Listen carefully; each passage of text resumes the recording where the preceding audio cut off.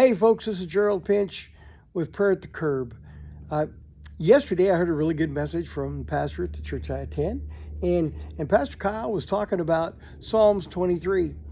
And in talking about Psalms 23, he got onto a subject that I know quite a bit about, and that's sheep. And I was raised on a sheep ranch up in southwestern Oregon. I didn't grow up there. I'm still not growing up, I don't think. But the sheep is one thing I got to know a lot about. My folks had a ranch there, and they had a couple hundred head of sheep growing up. And then I worked for an old boy that was a broker, and he would run about 1 million head of lambs through that ranch every year. And then he'd have some old ewes that he'd fatten up in the winter to ship south. But you learn a lot about sheep when you're out there. Number one, they aren't very bright. And when I first got saved and started reading about all the places the Bible started talking about sheep, I thought, man, he's comparing us to sheep, and I don't see the sheep as one of the smarter animals in the animal kingdom. The only reason a sheep are smarter than a turkey or a horse is they won't look up in the air and drown when it's raining. But the sheep, one of the things that when a shepherd is with the sheep, that shepherd is always herding those sheep around, trying to get them into good pasture so they'll have better flesh. Because number one, not only do they eat the sheep, but they also got to take care of the wool that's on them, because the wool was part of the market. It was part of their clothing and whatnot. So if a sheep had parasites and whatnot, their wool, they would scratch it off on the trees or fences or whatnot was around them, and they wouldn't have near as much wool, and that was money out the door. Or if the lambs weren't getting fat, if the lambs were not a good flesh, well, then they weren't worth eating. They were too skinny. And if you're going to butcher an animal, you want to get something off of it. And so you had to spend a lot of time out there. I realized a long time ago that it wasn't as much that I was a sheep farmer as I was a grass grower. And so the better my grass was, the better feed that I supplied, the better the sheep became, because they had better wool and they had better flesh on them. And so my main crop, I didn't know, was to be a grass grower. Well, as a shepherd, a shepherd of a flock of sheep, as a pastor, that's number one. Is you got to prepare good food for them. You got to have something for people to eat, and you got to have fresh water for them to drink all the time. And if you don't, then your flock is going to suffer. If you're just feeding them the same old thing over and over and over, they're going to get pretty tired of eating what you have, and they're going to start looking at other fences or trying to get away from the flock so they could get something else.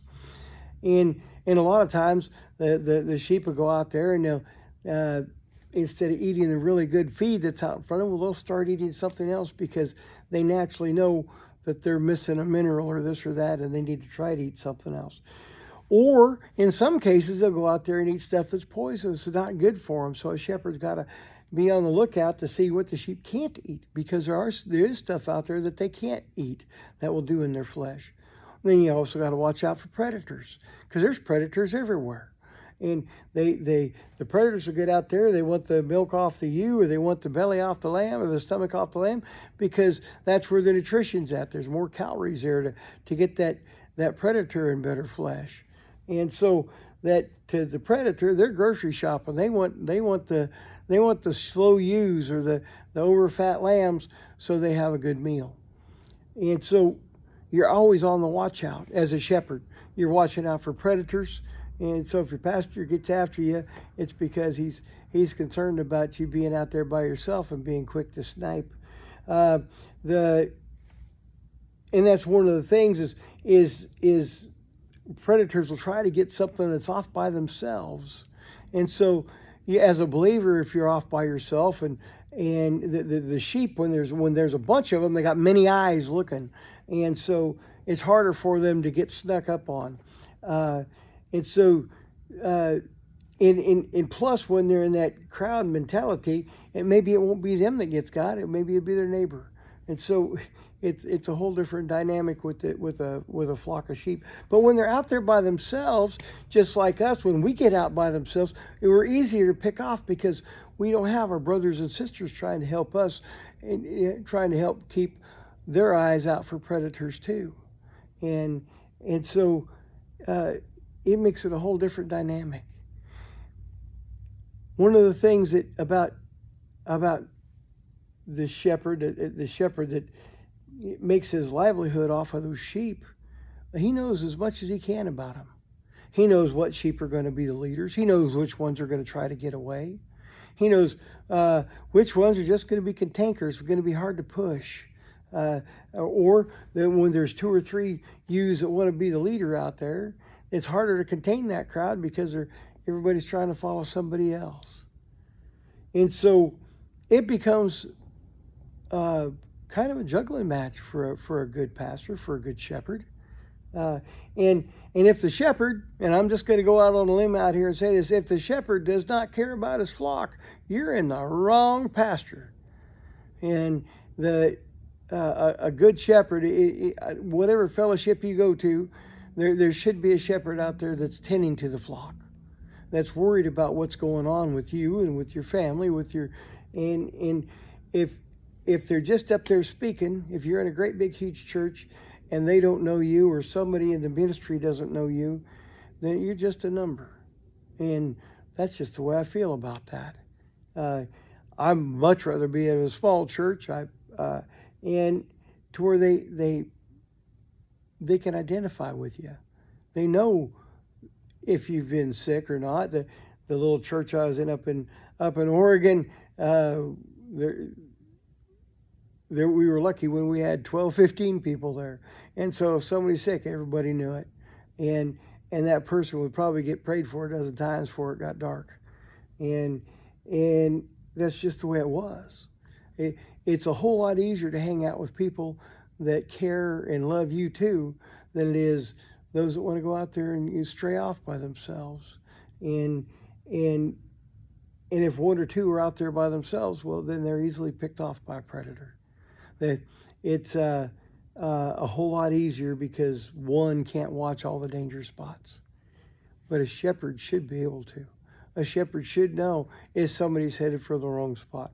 So if your shepherd talks to you and says, you know what, you're not headed to a good place, you're in a place that's kind of a danger zone, then you should probably listen to him, because that man probably cares about who you are. And as a shepherd, I've been shepherd as in pushing sheep, shepherd as in pushing people. As a shepherd, it's important to go out and find out what flock you belong to. It's important to have that fellowship, because we can be wrong by ourselves. It's hard to be wrong in that group. But you also want to be a place where they offer up fresh food, where they offer up good water, where they care whether or not you got parasites that are bothering you, or if you just need shorn, if you just if you offer something to that body. It's amazing when you get out around a big bunch of sheep and you stand out there and there's like 4,000 head milling around, and you look out there and you go, somebody's missing. Well, they're all white and they all look alike, but you could see something is wrong, something is awry. They're just not quite the same. The number isn't there. A real shepherd knows when there's a problem. And a good shepherd has people that he can rely on to help him out too. And every once in a while, that shepherd needs a break. That shepherd needs somebody to help him keep an eye on that flock.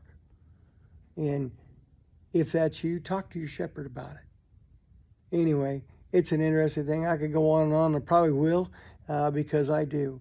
But I just figured I'd jump on here real quick and make a video. And I see right now it's already over 9 minutes, so I'm probably going on a little bit too much. But if you're a sheep or a shepherd, read the Bible. It talks a lot about who you should be, and it talks a lot about the nature of both. Anyway, this is Gerald with Prayer at the Curb. You have a wonderful day. Be blessed. Bye.